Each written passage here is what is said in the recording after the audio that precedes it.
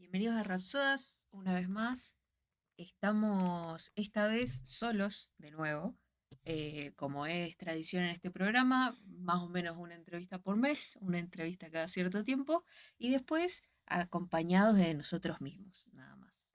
¿Quieren hablar un poco de lo que pasó la última semana, lo que hicimos la última semana? La emoción de la última semana, tal vez. ¡Qué locura! Sí, fue una gran entrevista. Sobre todo porque duró, o sea, no teníamos un tiempo predeterminado y sin embargo la pudimos hacer fluir mucho tiempo. Inclusive se nos pidió de parte del invitado una segunda reunión, una segunda No, sesión. eso fue increíble, yo no Sí, lo podía me creer. quedé Creo re que a contento. nosotros dos se nos quedó el aire en el medio del esófago. Y bueno, se esbozó un programa ahí medio prototípico sobre el Quijote, que probablemente lo llevaremos a cabo, no sabemos cuándo, Sí. En pero es 10 la años, idea. cuando termine de analizar el Quijote. Pero bueno, es la idea que ya quedamos, ya otro encuentro con Sebastián, que bueno, una generosidad y un conocimiento Una predisposición además. No, fue increíble. iniciática, Fue Iniciática. para inicial. usar un término de él. Fue inicial. Pero hoy, Y hoy eh, traemos un tema igual de interesante porque vos podés hablar de la memoria y traer un invitado y extenderlo. Ahora, este tema puede hablar por sí mismo ¿Saben de qué un me montón de gustaría cosas. mucho? Que en algún momento sea un video con el cual algún estudiante universitario se cruce y diga, che, me van a tomar este tema en mira, el mira, no lo examen. había Es una pensado. buena oportunidad. ¿Eh? Uy, re bodrio. Yo lo sacaría al toque y diría, no, estos están en No. otra mal. A mí me pasó algo con esta temática, que es que no la estudié tan bien cuando la vimos. Allá por el año Sí, 1950. fue ¿Cuál? muy 2020, 2021, No, 22. 2021. de forma muy 21. superficial la estudié y cuando volví a sentarme con los textos es realmente apasionante. Es una temática muy interesante realmente y volví a traer recuerdos muy, muy cálidos sobre la cruzada de ese momento con ustedes, por supuesto, con Ah, ustedes. Fue una cruzada virtual. Y sí. no me quiero olvidar de algo antes de que iniciemos, que es que suscríbanse, Pero es que se Pulgar están arriba. suscribiendo. activen la Se- campanita porque ya somos oficialmente youtubers. Somos muchos aparte. Bueno, Gracias a Gracias a los a el las profesor 150 Porrini personas. somos un montón. Estamos creciendo de a poco, pero ya somos más de 120, 130, 167. 167 Somos una banda. para ser Sí. precisos, así que les agradecemos y esperemos seguir dando contenido. ¿Cómo vamos a llamar a los suscriptores? Ay, Rapsoditas. Uy, uy, uy, es terrible. Se acaba tenemos de que suscribir pensar, alguien mientras decíamos esto. Eso es un buen. tenemos que pensarlo un poco más, pero bueno, agradecemos de Estamos en nuevo a vivo. Porrini, a Ernesto Castro también, que formó parte de a Jerez, a toda la gente que ha construido de a Total. poco Vamos a hacer un como escalón, un gran congreso de los Rapsodas. una escalera en este programa que es Rapsodas y agradecerle a Tommy, por supuesto, que estás Total. detrás, Que ahora está que produciendo, pero fue invitado. Fue el primer fue el invitado. primer invitado, Tommy, el que dio pie a que nosotros podamos articular O las sea, fue entrevistas. Tommy el que dio pie de alguna u otra manera a que lleguemos a Porrini. Bien, Inclusive también. No, se dice. toquen los círculos, Ninguna crea idea. un círculo. Así que, Pero dejémonos de suspenso ajá, Tan tan. porque vamos a nombrar, vamos a ponerle nombre como ya leyeron en justamente. el título, Como ya le Claro. en el título, claro, es verdad, Uno la a puta veces, o madre. sea, yo a veces prescindo de ir directo al nombre porque está escrito. Hoy vamos a tratar el problema de los universales, que la verdad reluce gran marketing el nombre, porque es impresionante decir el problema de los universales. ¿qué será el problema de los universales? Uno parece que se encontrara con el problema más grande de todos, ¿no? Es el único problema, tal vez. Es Quizás. que No para sé. mí eso pensaban un poco, los medievales fueron los que trataron este tema y muchos dicen, muchos lo catalogan como el tema de los medievales, de los filósofos medievales, como que ese fue el tema en el que todos se probaban o en el que todos se tenían que posicionar. Ujú. Yo por ahí no lo creo tanto, para mí los Ok. medievales la verdad que brillan mucho más por destacar las relaciones con Dios, Ok, ok. las metafísicas, las ontologías, porque Sí. qué sé yo, tienen más sentimiento ahí. Además, perdón, Abril. Adelante. O sea, ya es problemático hablar de una filosofía medieval. Entonces, ¿Por em, qué?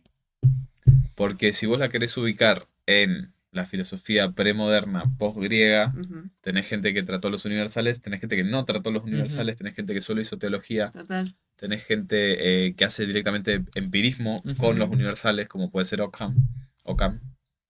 Entonces, eh, ya no hay un, Ok. ya no hay una distinción clara de la filosofía medieval. Ujú.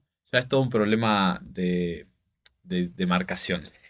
La idea de que la Edad Media es una época oscura es un mito. Lo charlamos Pasa que con Sebastián también, Porrini. sí, es un mito, estoy totalmente de acuerdo, pero yo lo pensaba hoy. Digo, realmente lo que vino después es el Renacimiento, ¿no? Técnicamente en nosotros es división, era antigua, época Medieval. medieval y después moderna. Pero lo que como que rompe con esta época oscura es el Renacimiento. Ujú. Y estos tipos, los medievales, se la pasaban hablando de los griegos. O sea, ser un medieval y ver que a través de la historia te clasificaron como la época oscura, Ujú. siendo que vos mismo estás hablando de los griegos y que después haya una especie de renacimiento de las ideas clásicas griegas, cuando nunca se dejaron de tratar, es como medio irónico, Además, es niega. sarcástico con respecto a la propia historia. Mal, perdón. La interrumpí a Abril y te corté a vos, Manu, que No, ibas a no, decir no. algo. Pero quería decir que además niega la influencia griega en la religión cristiana, Sí, que es como el fundacional, o sea, es un pilar fundamental, el idealismo platónico para después la teoría. Se podría hablar inclusive de una modernidad medieval, porque hay una idea o como un, es un término completamente extraña. expuesto a críticas, pero digo, hay como una idea de método muy importante en la época medieval, que eso introduce una nueva forma de entender y de leer la filosofía. Total. Por eso lo digo en términos modernos, Sí, modernos en sí. ese aspecto, ¿no? Uno entiende de dónde salió Descartes cuando lee a los medievales, Ajá, exactamente. porque justamente cuando lea, creo que es Tomás de Aquino, el que cuando hace su demostración de la existencia de Dios llega al pienso luego existo también. Sí, no recuerdo ahora cómo es. Te están hablando de producción. Sí, sí, No ya lo recuerdo si resolví. era. Sí, pienso Sí, luego Tomás, los existo. cinco Sí, argumentos creo. son las cinco vías. Sí, bueno, no, Eh, no o recuerdo. cinco formas, sí, los ay, cinco porqués. qué mala memoria. Pero Em, son cinco Son las argumentos, 5 vías del conocimiento. claro, porque él quiere llegar ¿Sí? racionalmente, Sí. no creo, Ok. pero O de la verdad, las 5 vías de la verdad. Está buenísimo porque. Sí, No, está esto buenísimo estaría porque bueno cortarlo sí. directamente, qué terrible. bueno, Pero es Pero que yo vi un video hace poco de eso y es lo último que voy a decir. Él intenta demostrar racionalmente la existencia de Dios sí, porque no servía argumentar para gente que ya creía o que no, o que tenía su fe, perfecto. porque la fe es el fundamento ulterior. sí, de hecho, no es, o sí es Tomás de Aquino, la verdad que no me acuerdo, el que dice que el conocimiento de la verdad solo se puede alcanzar con la fe y con la razón. El Sí, Es santo Tomás de decir, Aquino. no basándose en es, Platón, En Pedro Abelardo basándose. Hoy vamos a hablar de eso igual. a su claro, vez. Se hace- lo que iba a decir es, lo charlábamos un poco antes de empezar a grabar, que realmente la influencia de la lógica aristotélica Ujú. que hubo sobre los medievales es impresionante y también se debe a que en ese momento no tenían mucho, ¿cómo decirlo? Mucho uso de la metafísica aristotélica, por ejemplo, por una cuestión de lo que quedó en cada frontera. Claro, una En la cuestión fron- logística. claro, bueno, en la frontera. En la frontera oriental quedó la metafísica, se quedó con los árabes básicamente, se quedó la metafísica de Aristóteles y ellos la trataron. Hubieron muchos metafísicos árabes muy importantes y después están en Occidente quedó la lógica aristotélica. Y se puede ver realmente cómo lo tratan de manera casi doctrinaria, por decirlo de alguna manera. Sí. Em, Se hicieron cargo de la herencia. Yo creo que es Se como... hicieron cargo. Claro, ¿no? Porque uno puede negar la herencia Claro. e ir para adelante con un dogma particular o con ujú. algún extracto, pero sin embargo hicieron tratados sobre libros enteros, sobre... Eran Hay grandes críticas al... comentadores. Claro, hay comentadores, hay críticas al corpus aristotélico en Occidente y en Oriente. Em, Quería tratar, yo decir que hoy vamos a tener que hacer muchos ítems explicando cosas, Yo tengo ítems como explicando. por ejemplo, qué entendemos por lógica, ¿Qué entendemos por la patrística, que también es un momento que se da en este programa que lo vamos a tener que Cuando tocar? escuchas a Patricio Rey. Claro. Y yo espero que sea de alguna forma un homenaje a la forma de aprender que tuvimos nosotros medieval, que yo le debo, yo estuve muy desatento en esas clases por una cuestión de la virtualidad y por esto que les decía que tuve que volver y cuando me encontré con los contenidos me gustaron mucho, así que espero que si un otro nos escucha del otro lado, se sienta o aprenda por lo menos algo. Yo creo que la Ok. filosofía medieval es para alguien que le gusta la idea de sentarse a leer. A ver, Qué burdo Cómo lo que explicar esto? decís. No, no, pará. ¿Cómo explicar esto tan, que puede sonar tan superficial? La filosofía medieval es... Está... No, no, no lo voy a explicar. Es Ok. realmente... Iba a hacer una aclaración, pero Bueno, no sirve. podemos empezar. ok. Vamos a introducir el tema de manera Larga la for introducción. dummies, for dummies. ¿Por qué decimos universales? ¿Qué es un universal? Un universal lo podríamos decir como aquello que se predica de muchos. ¿Qué quiero decir con Sí. esto? Esta mesa que está acá, es una mesa, es individual y es la que está enfrente mío, pero sin embargo se llama mesa. Y mesa hay muchas. El color rojo, por ejemplo, forma parte de muchos objetos, pero sin embargo es una cosa que aplica a muchas otras cosas, como mis uñas, por ejemplo, que están un poco despintadas, pero no vamos a detenernos en eso. Es decir, el universal es aquello que está en muchas cosas singulares y sin embargo parece ser una cosa externa. Parece ser una definición más justamente universal. Yo tengo algo de eso también. A ver, Dos cosas tengo. El problema que se sustenta con los universales es el de comprender si el mundo es lo que es, porque en la mente lo organizamos de ese modo, bueno, sí, está más adelantada. o si es el mismo mundo el que nos aporta los conceptos. Ok, ¿Bien? sí. Y tengo también otra pequeña cosa que voy a quitar de este libro. Un Pasa segundo. que... Pará, Dale. porque en realidad, ¿cuál es el problema con los universales? Porque hay un problema. El Ujú. problema es que los medievales empiezan a preguntar dónde están, que es lo que decías vos recién, ¿dónde están estos universales? Si forman parte de las cosas individuales y están dentro de las sustancias físicas, por decirlo de alguna manera, o si son algo así como conceptos que nosotros utilizamos para describir las cosas en el mundo. Como ideas Ellos- platónicas. Estoy mirando mucho a cámara, le estoy Entonces- hablando a ella. Estoy hablando a vos. Ellos heredan además la discusión que deja pendiente, no la deja pendiente, sino heredan la disputa entre Platón y Aristóteles, ¿Cuál es la disputa entre Platón y Aristóteles? o sea, entre el Ya la tengo idealismo acá, platónico que eres. Si la tenés escrita, quizás sirva un poco más. Sí, que es eh, como bastante sabrán si están escuchando esto, porque algún conocimiento filosófico han de tener para interesarse. Claro. El más básico de todos, el que nos enseñan a la mayoría de la secundaria, es el de el mundo de las ideas de Platón. Platón dice que existe este mundo de las ideas, siempre malinterpretado, obvio, donde están todos los conceptos universales absolutos en los que se basan las cosas del mundo, que están medio truncas. Defectuosas. Claro, como que están Degradadas ontológicamente. degradadas ontológicamente y para explicarlo de una manera más fácil es, esto es una mesa, también es un vidrio, también es, qué sé yo, metal. Hay muchas cosas que componen esta mesa que no lo hace una idea absoluta de mesa, sino que lo hace un componente de muchas otras cosas. Entonces, Platón cree que hay una existencia de estas ideas de forma absoluta de alguna manera. También están ese absoluto degradado, como dijiste vos, Manu, en las cosas. Pero existe un mundo de las ideas donde si uno eleva su intelecto de alguna u otra manera puede llegar a conocerlo en su forma más perfecta. ¿Qué dice Aristóteles ante esto? Nada que ver. Nada que ver, Platón. Invierte. Dice que los universales están en las cosas. Claro. Por eso está el... Oh, lo tendríamos que haber traído, qué boluda. Está el cuadro de la academia donde en el medio de todo están Platón y Aristóteles, Platón y, señalando al cielo y y Aristóteles señalando abajo. la tierra.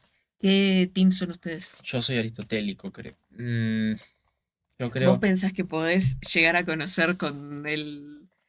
Pero en el yo, arte yo tengo algo bastante platónico. Para yo mí hay creo algo que que se revela. todos somos más platónicos de los que nos gustaría admitir. A mí me encanta Quizá, admitir que soy platónica. bueno, Borges dice que el mundo se divide entre platónicos y aristotélicos.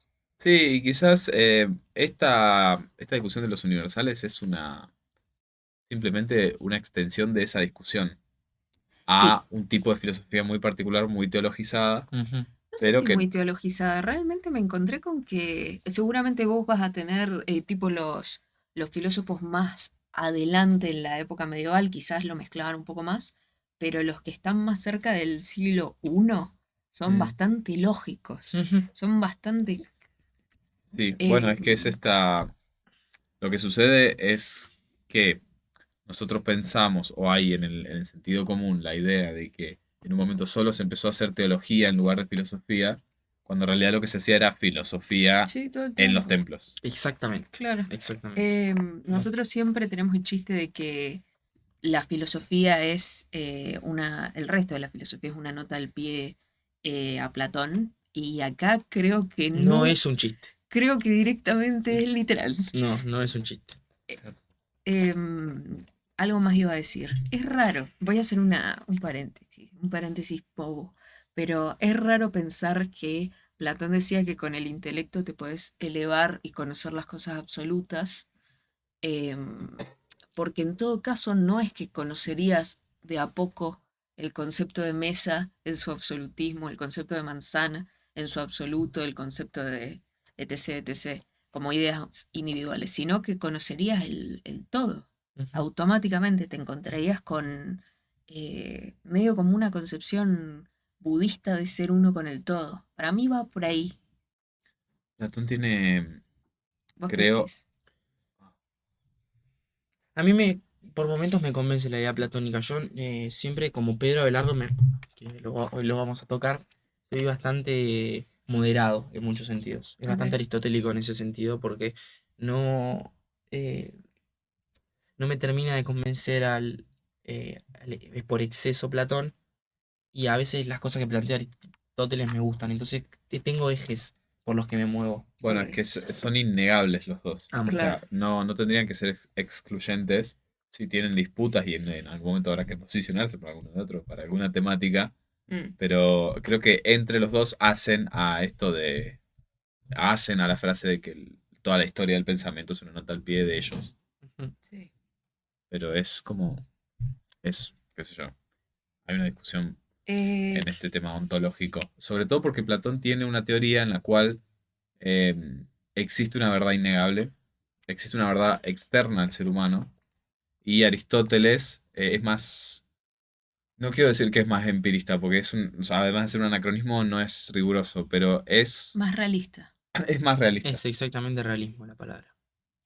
Em, Tengo una última cosa para como que abrir el tema y ahí ya empezamos con la vomitada, básicamente, ¿no? Me dicen de cucaracha que no toquemos la mesa porque se escucha mucho. Así que Dale, me saqué Marcelo. el INEAR, perdón. Eh, para prepararme para esto leí el, el manual. Elisa Gogué de Boesio Entero, Lo leí. leí todo. No, leí el manual de Guerrero que nos dieron en Medieval, Ah, mira. que dice que el problema de los universales, en cualquier caso, se trataba de establecer si los universales eran solo nombres o conceptos o realidades. Por ello, se planteó en términos lingüístico-gramaticales y lógico-dialécticos, y solo después adquirió índole Es la metafísica. gran disputa. Flaco, ¿me querés dejar terminar la frase? Es el superclásico. Perdón. Nada, solo después adquirió índole metafísica. A ver qué tenés para nosotros hoy. No, que son el superclásico. La lógica dialéctica y la filosofía lingüística. Se están peleando en la filosofía desde No sé si es el gran clásico, me parece que es el gran clásico entre ellos. Tipo como que son rivales medio de ciudad. Ah, Que la ok. chupe. Es más un estudiante de gimnasia. Bien. Entonces un poco dijimos que de lo que se trata, de alguna forma, es entender, por eso vuelvo, a si estos conceptos que llamamos universales existen por sí solos o son simplemente conceptos de la mente que se extraían de la realidad. Ajá. Es la gran problemática que va a ocupar, no sé si 2 o 3 siglos, todos los siglos, pero digo, fuertemente la discusión va a ser alrededor del 500 después de Cristo, creo, las fechas más o menos, Sí, hasta 1200, 1300, 1400 más o menos. claro. Porque en realidad lo que pasa es que el que abre esto es Porfirio. En el siglo I, Porfirio vivió entre el siglo I y el siglo II, pero después el que lo retoma recién es Boecio en el siglo VI o V, porque no se sabe cuándo nació, así que estamos entre esos años. Porfirio, esta es una aclaración que tenemos que hacer. Porfirio es sirio. Sí, ¿Qué quiere decir esto? Y acá vuelve un poco Dussel. La filosofía no se separa entre filosofía occidental y filosofía de Oriente, sino que el intercambio permanente filosófico, cultural, político entre ambos hemisferios discriminados de forma Arbitraria, por ejemplo. arbitraria hace que haya un comentario permanente y una entrada y salida de distintos comentadores y distintos textos de los grandes padres de la filosofía, no de Occidente, de la filosofía tal vez, que son Platón y Aristóteles, claro. ¿no? Y vos habías planteado, Eti, antes de iniciar el... Además, vale la aclaración de que este comentario que hace Dussel, muy atinente a la cuestión geográfica de la filosofía, también deja o siembra la duda de si se puede hablar de un occidente, en términos generales, grandes, Ujú. y sobre todo en la filosofía, porque la filosofía árabe Ujú. bebe directamente de Platón y Aristóteles, el Corán bebe de Platón y Aristóteles, Sí. más de Platón que de Aristóteles, pero de ambos griegos al Sí, fin, sí, sí. y qué sé yo, muchos de los filósofos que nosotros pensamos que son occidentales en su formación, beben de la antigua Grecia, y de la antigua Grecia vivieron todos. Total. Yo hablaría de tradiciones y después empezaría a hablar ya de imperialismos. O Wow. de... Soy re progresista. O de colonias. Porque obviamente... A ver, lo que estabas No, diciendo sí, vos. igual. A ver, fronteras había. Sí. Y esas fronteras estaban bastante marcadas, porque los griegos eran bastante racistas con los que estaban al lado. Eso no significa que no se haya... Que haya entrado un extranjerito, un macedonio, que es Aristóteles. Pero encima Aristóteles fue recontra criticado por no ser de Atenas, Mm, por ejemplo. Lo cual uno dice, es Aristóteles flaco, claro. pero en su momento la resufrió. Em, Después esas tradiciones siguieron a lo que nosotros hoy conocemos como Occidente y como Oriente. Pero en realidad nosotros, acá desde nuestra pequeña Patagonia, Desde nuestro técnicamente búnker. no formamos parte de Occidente. Mm.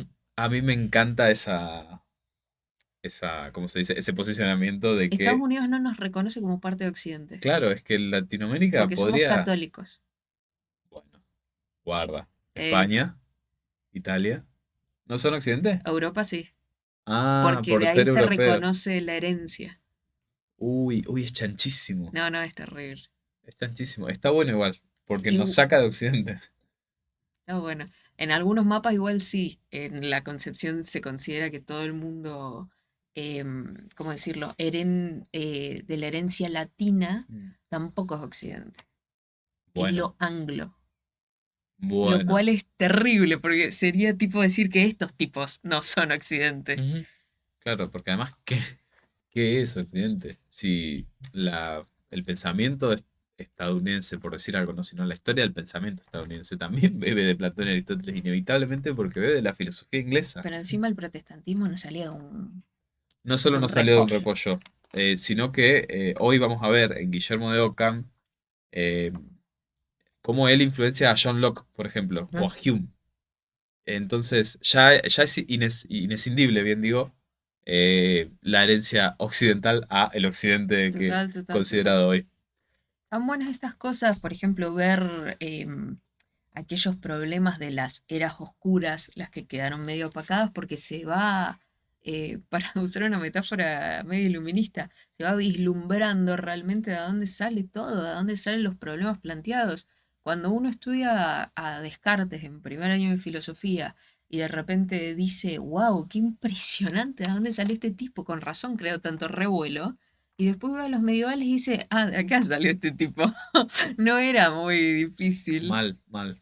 Lo que quería decir con respecto a Porfirio, que es el que introduce este tema, que fue por eso que nos fuimos por la vertiente con respecto a Oriente y Occidente, es que él es el primero que se preocupa justamente por la atribución de un predicado general a algo singular. Es decir, el universal a la individualidad. Aquello que habla de muchos, Claro. Y nuevamente. dice que hay 5 predicables, A ver, 5 sentidos: género, especie, diferencia específica, propio y accidente.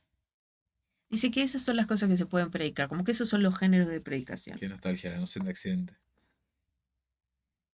Sí. ¿Qué crees que hagamos? ¿Vos Eh, tenías algo más para decir? yo quería decir que en realidad la cuestión de las edades oscuras suena a Tolkien, Ah, bueno. Sí, sí, Es verdad. total. pero no fueron oscuras. Es más, inclusive podemos hablar de No, pero además, una cuestión muy rica, de nuevo, en producción filosófica y recontra. producción retórica, que también es un elemento fundamental en la Edad Media, el Sí. otoño de la Edad Media, como dice Huizinga. Uf, es fuerte. ¿Qué te iba a decir? Yo creo que aquello de decir que la Edad Oscura es la Edad Media, o poner estos nombres, simplemente sirven al fin de las edades que formaron esta concepción histórica. Es decir, Sí, sirven a, total. a la ilustración que hizo la historia lineal, tal por Eso, la cual Grecia eso es iba a decir. antiguo, Roma es Edad Media, ellos, la ilustración, los franceses, Son lo son iluminado. el ahora, son la iluminación, pero que realmente no tienen, ¿cómo se dice? No tienen un peso en la realidad, no se notan. Sí, sí. Bueno, nuestra concepción histórica también es una herencia. Por supuesto. Y esas cosas forman muchas veces programas educativos. El pensamiento eh, forma. claro, o sea, impregnan la realidad Claro, y, pero es que Medio Foucault, ¿no? condiciones de posibilidad forman. y son enteramente sesgos. Estos sesgos, porque todo relato histórico es un sesgo. Bueno, Bueno, pero eso Pero los es hace sesgos. imperante. No, capaz eso los hace este. sesgos. Sí, pero es que es inevitable el sesgo en algún punto. hay unos Eso más mentirosos que otros. ¿Podemos estar de acuerdo en eso? Sí, eso Ok. sí. Hay mentiritas. Yo creo que tendríamos que empezar con los maestros. Ok. Ya. Y Platón y meternos. Aristóteles. No, ya pasar a Boecio. Vos decís, empezar por el orden de nombres propios que trajimos hoy. Porque ok. vamos a hablar de géneros y de especies, pero también vamos a hablar de nombres propios hoy. Así que, Como bien indica el problema de los universales. exactamente. Tenemos una foto de una ilustración de Boecio para verla mientras hablamos un ratito. El que retoma este problema después de que Porfirio habla y queda totalmente en las tinieblas por 300 años es un hombre llamado Boecio, que no se sabe bien cuándo nació. Se sabe que murió en 524 después de Cristo, obvio. Em, Es gracioso que se sepa la fecha de muerte y no la de es nacimiento. rarísimo, ¿no? Empezaron a notar tarde. Bueno, dice mucho de que se fue haciendo importante. Se Ah, hizo desde bueno. abajo. Él toma un approach aristotélico a esto y dice que justamente los géneros y las especies no pueden ser realidades singulares porque son comunes a muchos, ni tampoco son realidades universales, porque todo lo que es real es uno en número. Es decir, la especie hombre se predica de muchos individuos, pero ella no existe como realidad individual. Existe Es- Sócrates, Platón, Aristóteles. Claro, pero no existe un hombre que sea el hombre. Aunque en Twitter algunos quieran decir que él es el hombre Aunque de el muchos. Aunque el arquero de la selección argentina. Es más, ser el hombre es algo que se predica de muchos. Claro. Malísimo, Guau. perdón. Está bajo el humor bien. Pero también dice que si solo fueran conceptos mentales, entonces deberían tener un referente externo. Deberían responder a una realidad. Y no hay ninguna realidad que aluda a los conceptos universales. No existe el hombre, sino este o aquel hombre. Estos hombres. Entonces, Boecio él mismo dice que adopta la solución de Alejandro de Afrodisia. ¿Se acuerdan de esto? A mí me trajo muchos recuerdos. Sí. Que dice que los conceptos que están en la mente se forman o por composición de varias realidades, como la idea de centauro, que es una mezcla de hombre y caballo, resultando en un concepto no real, falso y ficticio, o por división o abstracción, esto es, por la separación de elementos que en realidad están unidos, como cuando obtenemos algunas propiedades de las cosas. Es muy interesante esto porque yo me lo imaginaba cómo se lo enseñaría a gente de secundaria, ¿no? Es un problema que en un cierto punto de la carrera te empezás a preguntar. Y te dicen, bueno, profe, pero obvio que sé que este micrófono es una cosa individual y esta mesa es una cosa individual y este teléfono es una cosa individual. Son cosas separadas, además las puedo agarrar. Pero si nosotros fuéramos otra especie, que tuviera otro tipo de fuerza, otro tipo de habilidad y que nosotros pudiéramos separar los átomos de las cosas con la mano, ponele, ¿cómo sabríamos qué cosa es individual y qué cosa no? ¿Cómo identificamos que un fenómeno es una cosa singular y que no forma parte Porque de... lo nombramos. No, pero además, ¿dónde está Es la una de las frontera? respuestas. Es Una de una las de las respuestas respuestas. es porque lo nombramos. ¿Dónde está la frontera? Ah. Claro, porque en un momento, si no, es un solo cúmulo de átomos en Sí. algún No, pero a punto. ver, quizá hay otras formas de entenderlo. Si una persona se levanta y se pone una remera de un color X, eh, se lo puso por mera elección, eso forma parte de algo más grande y de un suena un teléfono. Producción. Suena un teléfono, Suena un por favor. teléfono, no ocurre nada, no pasa La nada. elección de esa remera forma parte de un conjunto de cosas que le pasaron en la vida. Esas cosas que le pasaron en la vida forman parte del conjunto de cosas de una sociedad. Digo, Claro. ¿hasta dónde el general, el universal, se va haciendo más grande Ah, tu y, pregunta es a la inversa, está bien, me y- gusta. y llega al todo? Digamos. Que es la Do- verdadera pregunta metafísica por el todo. Claro, quizás sea todo metafísica, porque del todo, ¿qué sacás?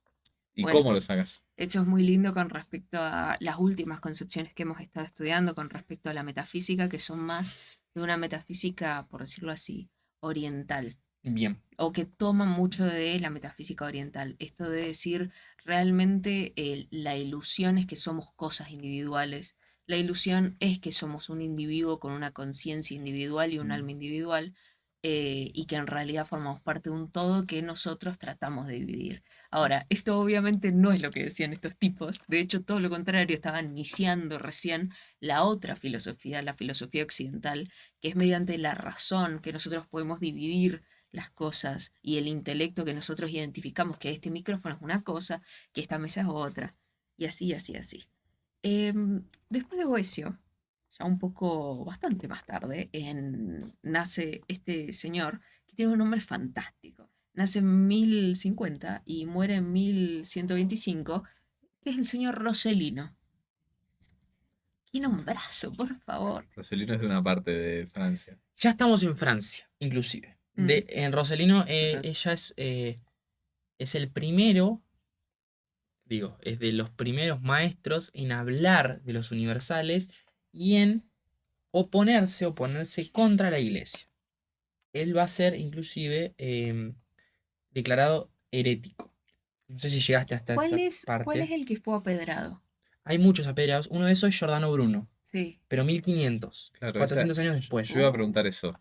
¿Roselino es el primer antecedente de alguien que se puso de culo en la iglesia Y por lo que hablar de un primer planteaba? antecedente, en este programa podemos decir que sí, pero Igual no, acá no veo razón por la cual la iglesia lo quiera apedrear. yo leí por ahí, porque lo que tenemos de Roselino Es solo una carta. es una carta. Y de Guillermo de Champon, Tenemos solo la Guillermo de crítica Champou, que le hizo Abelardo. y Anselmo.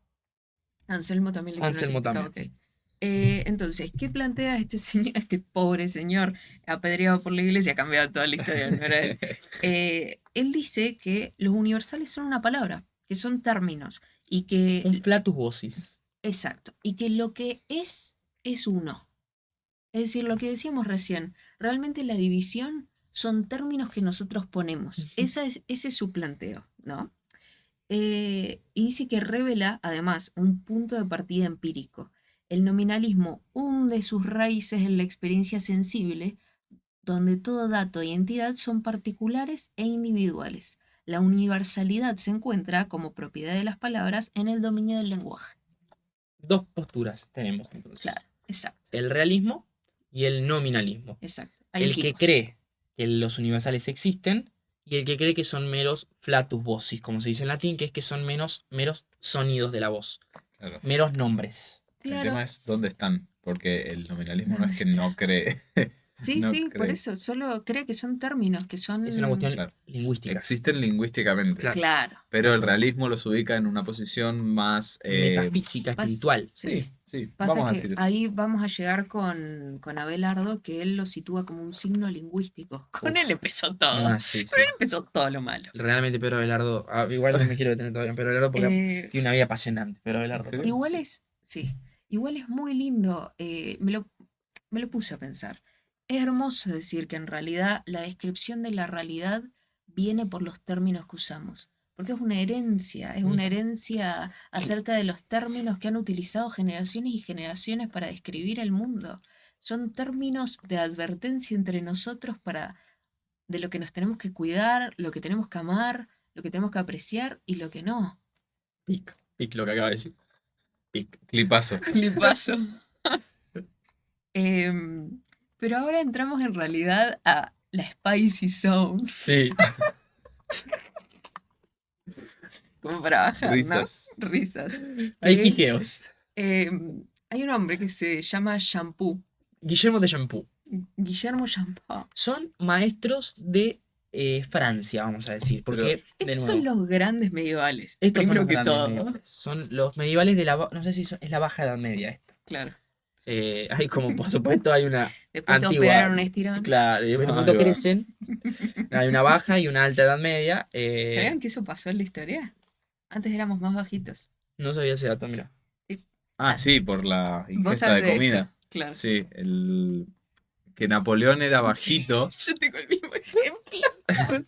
es solo un mito porque en realidad es bajito con respecto a nosotros. Ah, o sea, Y también es bajito porque fue un boludo y su guardia real tenías que medir mínimo 1,80 para entrar. Entonces Ah, cuando sí. llegaba Napoleón estaba rodeado de gente alta. por gigantes. Entonces se veía como un chichón de piso. Ah, Pero para el promedio estaba bastante bien e incluso arriba del promedio de Sí, esa sí, época. sí. El tema es que la gente nada, comía mal. Entonces no sabes. Cuando comíamos danonino era en serio. está bien, está bien, está bien. Eh, Perdón, ¿puedo hacer una sola aclaración? Sí. sí, mi querido. Champot no es su apellido. Guillermo es de Champot, Francia. Ok, ¿cómo es su apellido? Pasa que Da No, Vinci es el apellido de Da Vinci para nosotros.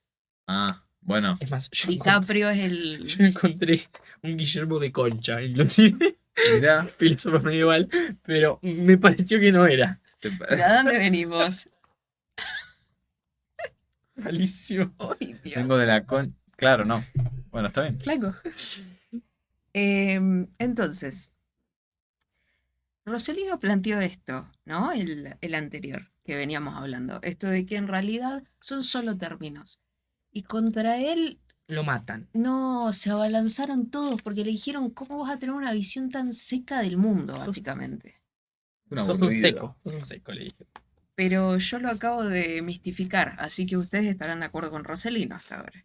Entonces, contra la solución de Rossellino reaccionaron los realistas, quienes coincidieron con la explicación ya conocida de Boecio, que decía que los universales son objetos de pensamiento que subsisten realmente en cada individuo. Es decir, Boecio todavía era platónico, creía que alguna parte de lo absoluto se encontraba en cada uno de los objetos que nosotros podemos nombrar. Pero ¿qué hay en los individuos que pueda ser común con los otros de su misma especie, a la vez que cada uno de ellos se diferencia de los demás? La respuesta a esta cuestión la ofreció Guillermo de Champot, cuya carrera, como las de Rossellino y Abelardo, da testimonio a la creciente... No importa, lo que nos importa muchísimo de Champot es que Yo después tengo algo de Champot. Abelardo lo hizo... No, Sí, no, lo no, destruye. lo destruyó. Es realista Champot y sus discípulos, rivales, porque hay algo platónico. Discípulos para arriba. Sí, ¿por qué? Somos contra el mundo. Claro, Es medio el patricidio de la filosofía, ¿Por ¿no? qué? Porque Platón tiene de discípulo a Aristóteles y a 2 o 3 discípulos más que son conocidos, pero Guillermo de Champot tiene a sus discípulos a Anselmo y Abelardo. que tenemos una foto en la cual me pasó algo muy extraño porque no existe una foto real de ellos tres. Y no. Oh, no, Entonces no yo- había fotos, pelotudo. Hice algo que fue utilizar la inteligencia artificial para crear una foto de ¿Por ellos qué me tres. haces esto? ¿Pero qué ocurrió? ¿En serio, amigo? Algo muy gracioso. ¿Estamos Sí, utilizando IA en nuestro programa? sí. Estoy en contra. Ocurrió algo muy gracioso que fue que solamente los tres hombres que ustedes van a ver en cámara es una deformación de Pedro Abelardo. Entonces, lo que Es buenísimo, ¿eh? Está bien. recuerda lo de Borges que dice que todos los hombres no es más que un solo hombre. Hay una preferencia. Nosotros somos nuestros predecesores, ¿no? Claro, exactamente. No somos más que un solo universal. Yo más o menos lo ubiqué con los nombres los tres personajes para que ustedes los identifiquen como Guillermo de Champeau, Anselmo y Abelardo. El más interesante es Abelardo, pero Guillermo de Champeau, ahí lo tienen, fíjense que no es más que Le una puso- degradación. Sí, igual le Que- puse un nombre medio de trapero, G de Cham. Bueno, para que tengan una noción. Y él estudia, perdón, solo lo conocemos a través de cartas con Abelardo y con Anselmo, igual que con Roselino. Claro. Hay algo muy interesante con respecto al resultado de esta discusión entre Guille y Mm. Abelardo, que es que Guillote, que es que Abelardo literalmente lo retiró a Jean-Paul. Sí, Literalmente lo jubiló. Después de todas las críticas que le hizo, él decidió retirarse del pensar, lo jubiló del pensar y se fue y abrió una escuela tipo en lo rural. es interesante porque es el lugar al que se quiere acceder como medieval, Sí. como monje, como teólogo, es dar una cátedra, una clase en una universidad. Sí, sí. ¿Sí? Sí, las universidades. Claro, en una son universidad, bueno. antiguas. Entonces, Los medievales crearon las universidades, por o- cierto. por ejemplo, claro. Gran parte pequeña de la entrevista por Rini, donde dice Gran queja, ¿no? Gran gran queja, queja, exactamente. gran denuncia. Lo que hace Guillermo de Champeau es negar la realidad del individuo en un primer momento. Sí. Ok. ¿Cómo? Cuando discute la realidad del individuo concreto. Niega que el individuo tenga una esencia. Claro. Bien, ok. En discusiones con Abelardo va a decir que la realidad se encuentra, en un segundo momento, fíjense cómo se empieza a replantear, que la realidad se encuentra individualizada en cada uno. Ujú. Ok, se empieza a platonizar. Exactamente.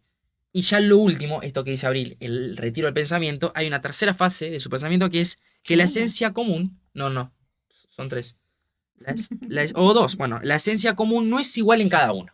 Que inclusive la esencia que hay en cada individuo no es igual en cada uno. Entonces no estamos hablando de un universal. Claro, Sí. pasa que me imagino que habrá dicho esto para justificar que los hombres no son todos iguales.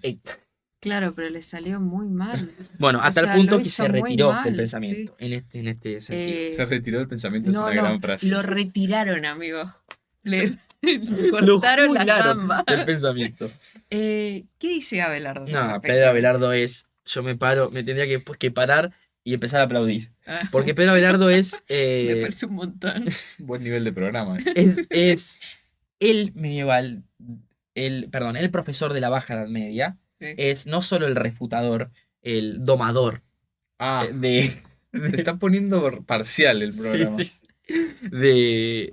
de predecesores, sino que tiene una vida, por eso te decía, una vida amorosa, una vida en torno a la idea de Dios, bastante interesante.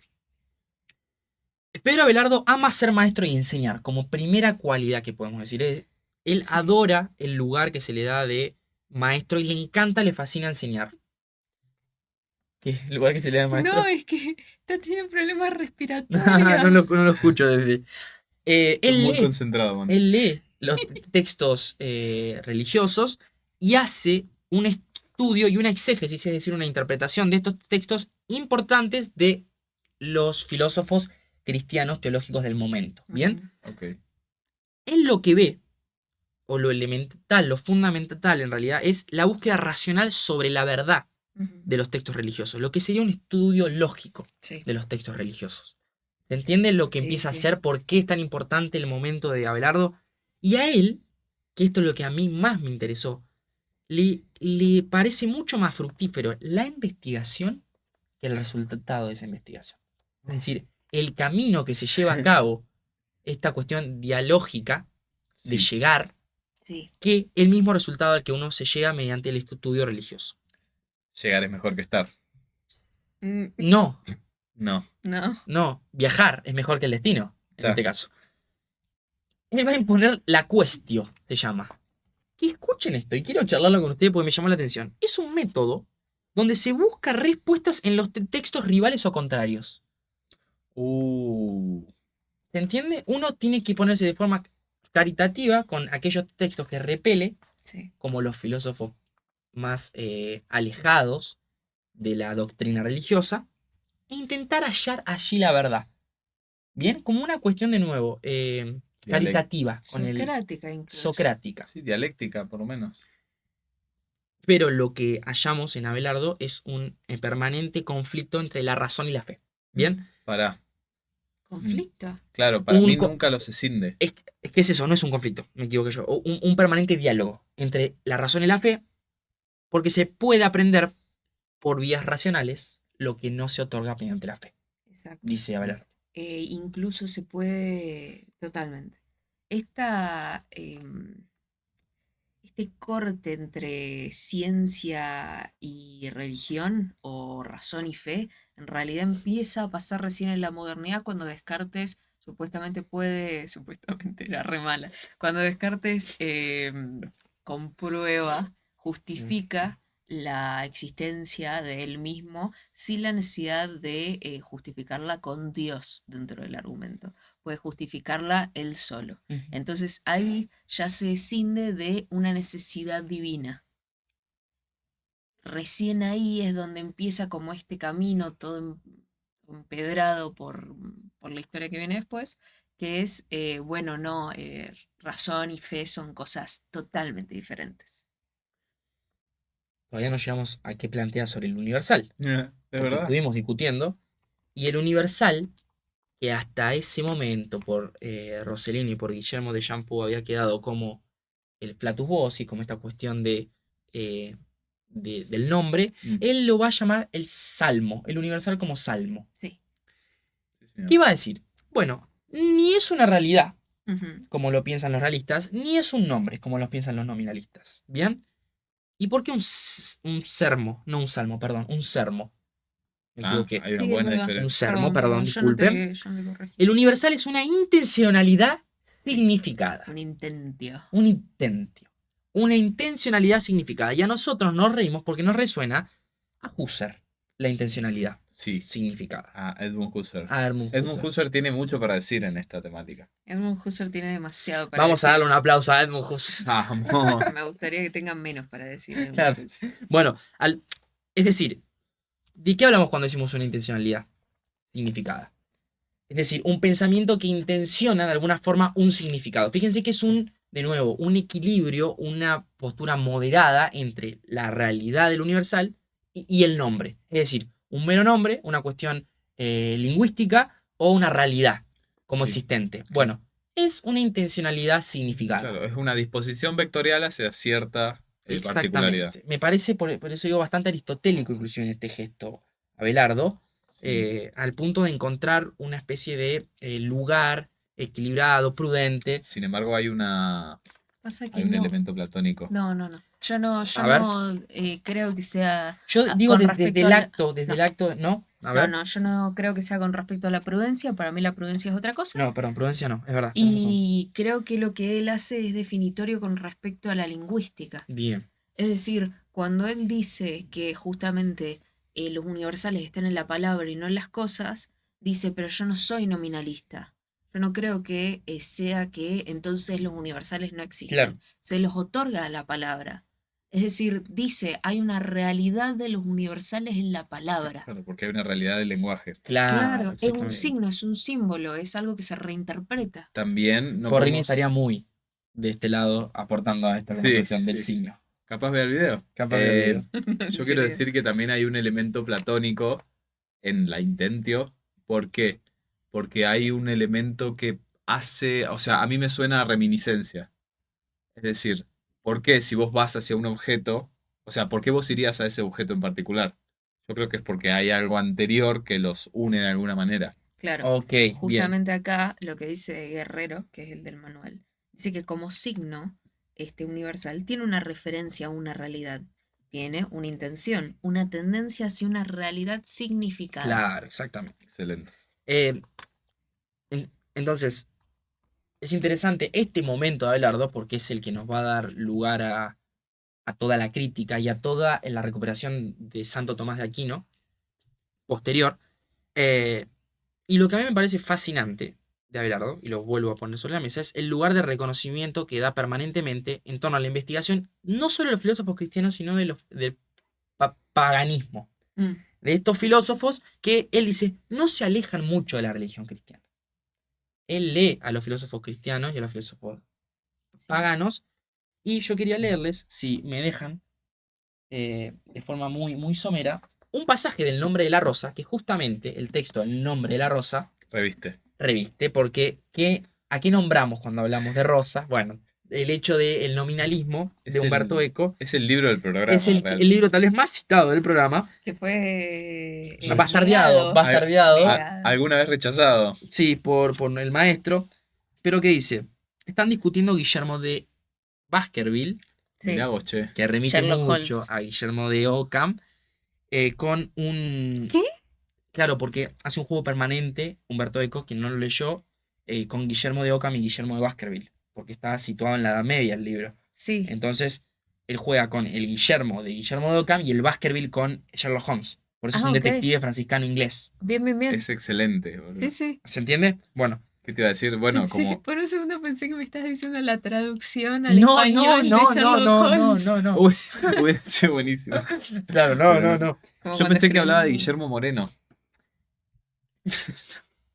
Él dice esto que hablábamos de que no todas las verdades son oídas por la gente que no tiene fe, ¿no? Y dice, porque no todas las verdades son para todos los oídos, ni todas las mentiras pueden ser reconocidas como tales por cualquier alma piadosa, y por último, los monjes se encuentran en el scriptum para realizar una tarea determinada, que requiere la lectura de ciertos libros y no de otros, y no para satisfacer la necia curiosidad que pueden sentir, ya sea por flaqueza de sus mentes, o por soberbia, o por sugestión diabólica. Y el comentario es, de modo que en la biblioteca también hay libros que contienen mentiras. Los monstruos, le contesta, existen porque forman parte del plan divino. Que sí, a mí... El Nombre de la Rosa es una novela muy cargada de esta temática del universal, de las discusiones lógicas, dialécticas que se llaman retóricas, con una gran carga policial negra. Como dijimos en el episodio anterior, Eco es un semiólogo, Claro. es un estudioso del signo. Claro. Iba a decir del símbolo, pero no. No, del signo, muy bien. Recomiendo la lectura y o la película también. Preferentemente la lectura, pero la película es muy buena también. Así que... Es muy grandote el libro que sacás. Sí, son 500 hojas. Pero bueno, valen la pena. ¿Querías hacer un comentario vos? Sí, pero no... Se me perdió porque estábamos hablando de otra cosa. Yo quería contar un poco de la vida No, igual de no Pedro me Abelardo. adelantaste, te lo Así pido que, por favor. Brevemente, porque es Sí. interesante. Yo no lo tengo tan presente. Se enamora de Eloísa. Eloísa es la sobrina de un profesor de él, de un maestro de Ok. él, o de un maestro que era un tío de él, una cosa así. Bien. Y es un amor medio ilegal. Un amor Prohibido. prohibido, claro. Y él tiene a tal punto que casarse con ella en dos iglesias distintas. Se casan porque están los dos en distintos extremos, en distintos lugares de Francia. Bueno, tienen un hijo, inclusive. Hay toda una cuestión de los votos religiosos. Pero a él le llega en un momento la condena y se lo castiga. De forma, no recuerdo la palabra ahora, le cortan los testículos Sí, se iba a a decir Pedro mutilante, Abelardo. de forma mutilante. Y a partir de ahí, cuando él vuelve al colegio, lo van a llamar Malum Omelet. O Mal Omelet porque le faltan los huevos, justamente. Tenía mucho humor en la universidad. Nada, es un chiste malísimo, pero a lo que digo, la vida de Pedro Abelardo, búsquenla en Jacques Legoff, que es, no recuerdo el libro sobre los medievales, que cuenta un poco la vida, y incluso hay una película de Pedro Abelardo. Pero es interesante. Mira, Sí, además es un grandísimo filósofo. Un grandísimo porque, filósofo también. es eso lo que lo trae al programa al final. ¿Qué iba a decir? ¿Qué sigue? Yo tenía algo más también, pero quiero descansar un poco porque Yo quiero tengo saber de como qué año es agitado. Pedro Abelardo para ver si mi línea cronológica coincide con lo que se viene hablando. 1100 y pico, Acá 1109. lo tengo. Yo lo tengo a... 1079, 1142. Bueno, para el 1200, el realismo se aristoteliza un poquito más con la posición de Tomás de Aquino. ¿De Tomás, dónde? no el... ¿De dónde? De Aquino. Déjame buscar porque Ok, sí estoy buenísimo. bien. Gracias, producción. Gran mensaje de producción. Tomás de Aquino es un italiano. Ujú. Nosotros en filosofía decimos Tomás de Aquino porque no nos gustan los títulos nobiliarios para hacer filosofía, pero hay gente que lo tiene como Santo Tomás o Sí. como el tomismo. O como el Santo Tomás de Aquino Sí, y sin embargo a San Agustín le decimos San Agustín. y no Agustín de Hipona. Sí, Claro. San Agustín es muy anterior, San Agustín es de principios de milenio. Ujú. Claro, pero estoy hablando justamente del título nobiliario. Bien, mientras yo busco exactamente en mi apunte, en la pantalla más pequeña posible, em, ahí está, bien. Tomás de Aquino modera el realismo porque afirma que los universales existen, pero no como entidades independientes. Y pone tres planos, ¿no? Que son además tres planos cronológicos. Existen en la mente divina, Ujú. en la res divina, Sí. existen a través del ser humano que los esboza Ujú. y, y, Se ríe el tipo, le causa Quijea, risa. quijea. y después en el entendimiento humano posterior Ok. Es todo un camino, por eso digo que es cronológico, tiene un sentido muy físico Ok. del De realismo. cómo baja. Claro, por eso también digo que se aristoteliza. Tienen una base en la realidad, no son meras construcciones mentales, pero nada, tienen Pero estos tiene tres una elementos. justificación divina, según lo que me decís. Sí, Obvio, Permanentemente. claro, claro, claro. Sí. Es platónico. entonces, sí, pero tiene todos los elementos, digamos, es un punto medio entre todas las posiciones que venimos diciendo. Ah, mira, hay rechazo en la mesa. A ver. Para mí Platón plantea exactamente lo mismo. Porque él dice que los universales, o justamente las cosas, son una versión degradada de ser, pero todavía siguen siendo ser, valga la redundancia. Es decir, Sí, sí. nosotros reconocemos los universales porque tenemos el intelecto, reconocemos que son algo, hay una parte que forma parte de algo más grande, valga la redundancia de nuevo, los universales existen y después en las cosas mismas existe la noción de ser. Sí, ¿Es sin día de Universal? No, quizá, no, el ser es el universal para Platón, Ok. porque es las ideas. claro, las ideas son lo más existente. Ok. Lo que pasa es que las cosas reales no existen por sí mismas, sino que participan. Bien. Claro. Existen porque participan de la idea. Ujú. En Tomás es un poco más independiente.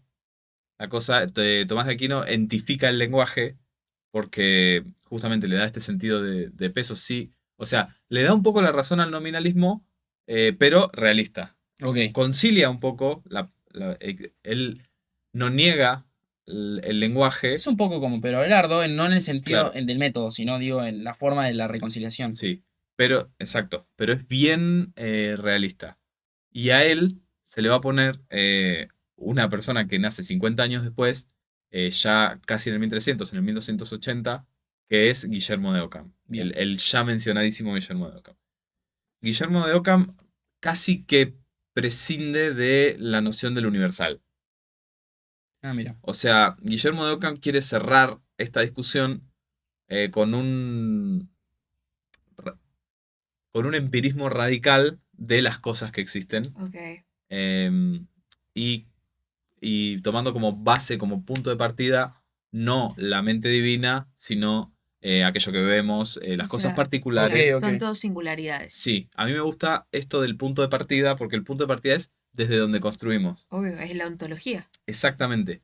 Es desde las cosas particulares, yo añado para después. Bien. Es un gran antecedente para toda la filosofía posterior. Mm. Véase Kant, véase Hume, véase John Locke. Me estoy sonando los dedos, si se escucha en el... Ya es En habitual. el...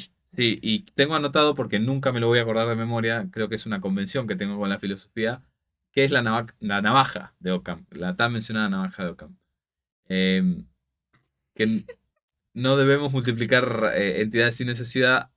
Aplicando esto a los universales significa que no hay que postular la existencia de universales reales cuando podemos explicar Ah, a los ok. fenómenos particulares Ujú. sin necesidad de ellos. Bien. Es decir, ahí está la navaja, supongo. Sí, Es sí, un... dice, podemos explicar la existencia de todo sin la necesidad de tener que apelar a una existencia divina que justifique Es un, la nom- existencia de es todo. un nominalismo igual, Es muy extraño. sí, es medio, Sí, justamente pretende ser muy radical. es un empirismo porque dice, bueno, lo único que hay es lo que está acá. Sí. Bien. ¿Y saben por qué también es un empirismo? Por esto de la abstracción. ¿Cómo me costó decir abstracción? Abstracción, Aquino, o sea, Tomás cree, Aquino, que es un proceso de descubrir los universales en las cosas. Y para Guillermo, la abstracción es lo que pasa después de las cosas. Claro, o sea, O sea, uno ve el otra vez, micrófono y después yo estoy tiene. hablando del micrófono. Por eso siempre estoy señalando al micrófono. Tomás de Aquino está antes del micrófono y cree que mediante los universales se descubre el micrófono y Occam se para directamente del micrófono y cree que se ve al micrófono No, no, la pedagogía de este posteriormente. hombre ¿Eh? realmente es para sacarnos los sombreros. Bueno, ¿y cómo podríamos traducir esta discusión al día de hoy? Porque qué sé yo, en la filosofía hemos visto muchas veces la historia del pensamiento, como después llegan Hume por un lado y se opone a Descartes, y a partir de estos dos, Kant pretende hacer algo leyendo más a Hume que a Descartes, eh, y, y cómo se desarrolla toda esta construcción teórica antropocéntrica del sujeto, a partir de la cual somos nosotros los que ponemos las cosas en los objetos que conocemos. Eh, la evolución de la ontología, que Ujú. hoy está en manos de la doctrina de la ciencia física, Sí. nos deja hoy el legado de dos teorías contrapuestas. Una es el conceptualismo, o sea, el conceptualismo no, el nominalismo de Tropos. Ujú. Tropos es, si yo quiero explicar una cosa a partir del nominalismo de Tropos, la tengo que atomizar en todos sus tropos. Justamente tropos es una palabra, ¿cómo explicarlo? Que vamos a decir que es un bloque fundamental de realidad. Un bloque fundamental de realidad en el sentido de que es un aspecto real de un objeto. Yo tengo el micrófono tiene el tropos de la negritud porque es negro.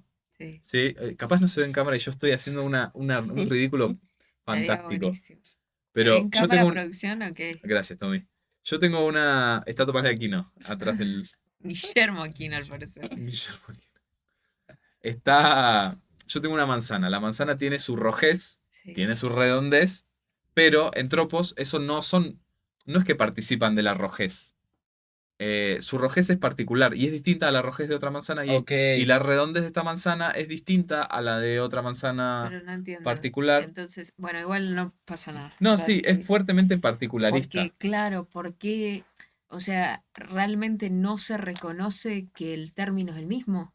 No, realmente no existen los universales para el nominalismo de Yo lo tropos. podría llegar a entender. Quiero que me den una respuesta a por qué se predica. O sea, volvemos al principio, Claro, básicamente. porque hablamos de manzanas. ¿Por qué se predica lo mismo de varias cosas singulares? ¿Querés saber por qué? A ver, Porque nuestra mente les pone nombre. me cago en todo. Volvemos a, Kant. Es volvemos a A Kant. Occam. Nietzsche, inclusive. Claro, volvemos a Yo Occam. fui más atrás. Ujú. Él fue más atrás. Mucho más atrás. Es una discusión que la discusión de los universales está viva hoy, porque la teoría de conjuntos, que es la otra posición de hoy, qué sé yo, por decir, ¿Qué sé yo? nada, claro, porque hablar de hoy ya es una banda. La teoría de conjuntos justamente une cosas porque se puede predicar sobre ellas. Ah, ok, ok, ok. Si yo tengo el 3 el 5 el 7 el 9 los puedo unir en un conjunto de impares. Sí, es medio lo que hace Borges cuando hace, ¿cómo se llama? El bestiario, cuando reúne los conjuntos de animales según, Las categorías. según las categorías más Exacto. absurdas que puede encontrar, como por ejemplo, qué animales desde lejos se ven como una mosca. Cosas así, como que para nada pretendiendo un conocimiento, sino reuniendo dentro de